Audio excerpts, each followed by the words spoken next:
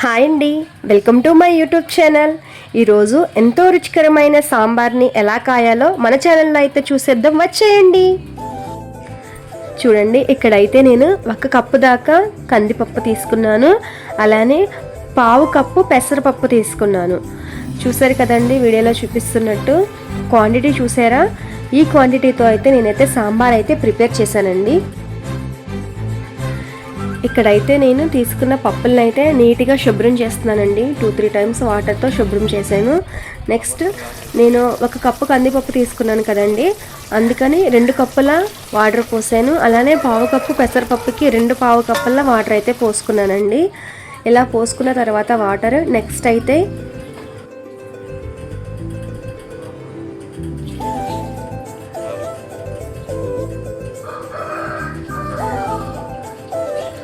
1 table spoon salt అయితే వేసుకున్నాను. Next 1/2 table spoon పసుపు వేసుకున్నానండి. అలానే కొంచెం ఆయిల్ అయితే వేసుకున్నాను.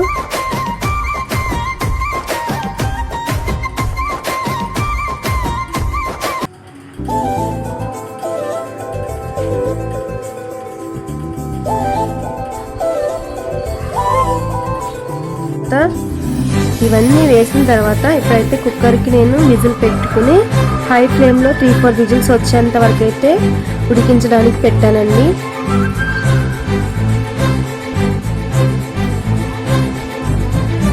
ఇక్కడ చూడండి, నేను చిన్న నిమ్మకాయ సైజ్ అంతా చింతపండు అయితే తీసుకున్నాను. దాన్ని శుభ్రంగా వాష్ చేసి కొన్ని వాటర్ పోసి అయితే నానబెట్టుకున్నాను. ఇప్పుడు నాకైతే పప్పు అయితే ఉడికిపోయిందండి. దాన్ని పప్పు గుత్తుతో మెత్తగా స్మాష్ చేస్తున్నాను. మనకి సాంబార్కి కావాల్సిన పప్పు అయితే రెడీ అయిపోయిందండి. ఇప్పుడైతే సాంబార్కి వెజిటేబుల్స్ని అయితే వేయించుకుందాము. స్టవ్ ఆన్ చేసి కుక్కర్ పెట్టి అందులో కొంచెం ఆయిల్ అయితే పోసానండి.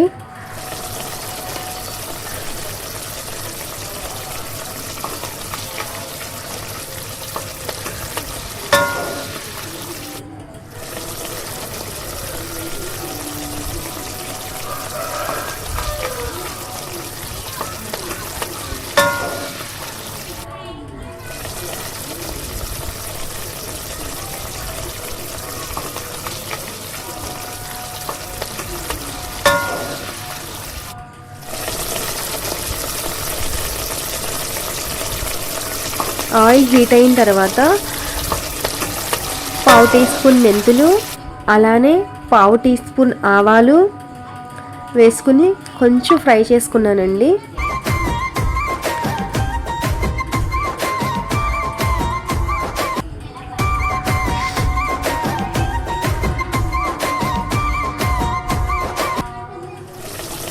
ఆవాలు మెంతులు ఫ్రై అయిన తర్వాత కొన్ని మిరియాలు అయితే వేసుకున్నానండి. మిరియాలు వేయడం వల్ల సాంబార్ ఫ్లేవర్ అనేది చాలా బాగుంటుందండి. సో అందుకని కొన్ని మిరియాలు అయితే వేసాను. నెక్స్ట్ కొంచెం ఇంగువ అయితే వేసానండి. వీటిని ఫ్రై చేసుకున్న తర్వాత ఒక 5 మినిట్స్ నెక్స్ట్ అయితే ఆనియన్స్ పచ్చిమిర్చి వేసుకున్నానండి. ఆనియన్స్ పచ్చిమిర్చి మంచిగా ఫ్రై అవ్వాలి.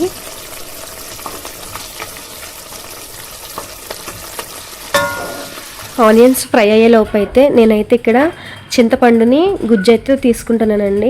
మెత్తగా స్మాష్ చేసి దానిలో నుంచి వాటర్ అయితే తీస్తున్నాను.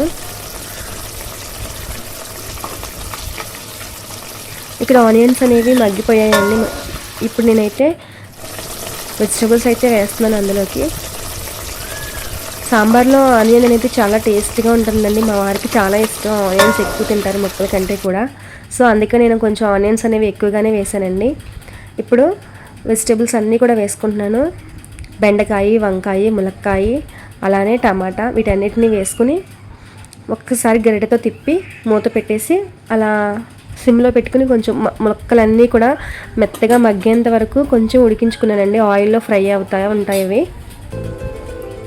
ఈ లోపైతే నేను చింతపండులో నుంచి గుజ్జు అయితే తీసుకున్నాను కదండి. సో అందులోకి అయితే కొంచెం పసుపు, అలానే 1 టేబుల్ స్పూన్ కారం, 1 టేబుల్ స్పూన్ సాల్ట్ వేసుకుని అయితే కలిపి పక్కన పెట్టుకున్నానండి.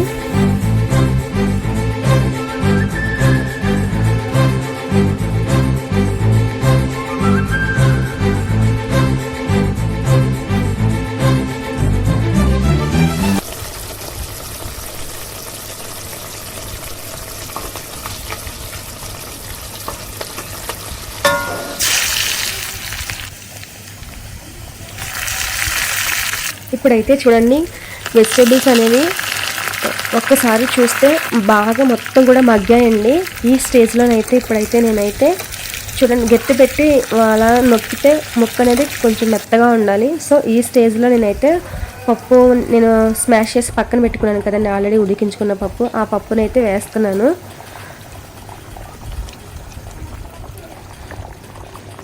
అందులోనే ఆ పప్పు వేసిన తర్వాత నేను ఆల్రెడీ చింతపండులో నుంచి తీసాను కదండి వాటర్, అది వేసాను. అలానే కొన్ని వాటర్ కూడా పోసుకున్నానండి. ఇప్పుడు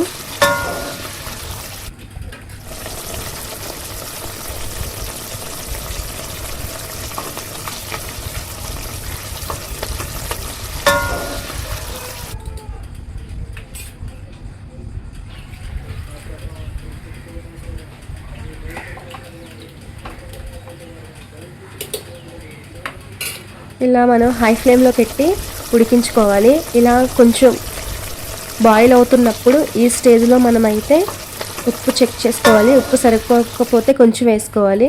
ఇప్పుడు నేను సాంబార్ పొడి అయితే వేస్తున్నానండి. సాంబార్ పొడి అలానే కొత్తిమీర కూడా కొంచెం వేసుకున్నానండి. కొత్తిమీర వేయడం వల్ల కూడా ఫ్లేవర్ బాగుంటుంది. సో అందుకని నా దగ్గర కొంచెం కొత్తిమీర ఉంటే అది కూడా వేసుకున్నాను.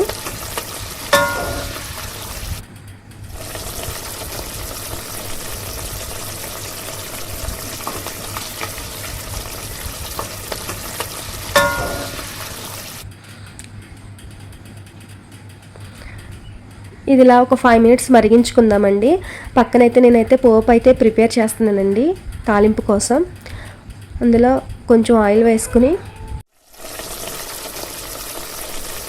ఆయిల్ కాగిన తర్వాత కొన్ని ఆవాలు వేసుకున్నానండి. ఆవాలు చిటపటమన్నాక కొన్ని వెల్లుల్లిపాయలు, అలానే కొన్ని ఎండుమిర్చి, అవి కూడా ఫ్రై అయిన తర్వాత కొంచెం జీలకర్ర, లాస్ట్లో కొంచెం కరివేపాకు వేసుకుని అయితే పోపు అయితే పెట్టుకున్నానండి.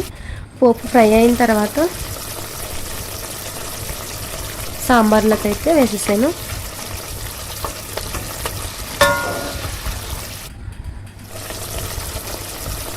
తాలింపు వేసిన తర్వాత ఇంకా స్టవ్ అయితే ఆఫ్ చేసేస్తానండి. చూసారు కదండి, నా యొక్క సాంబార్ అయితే రెడీ అయిపోయిందండి. ఇలా ఒక్కసారి కాసి చూడండి. నా స్టైల్లో సాంబార్ అనేది చాలా చాలా టేస్టీగా అయితే ఉంటుందండి. నా వీడియో నచ్చినట్టయితే లైక్ చేయండి, షేర్ చేయండి, సబ్స్క్రైబ్ చేయండి.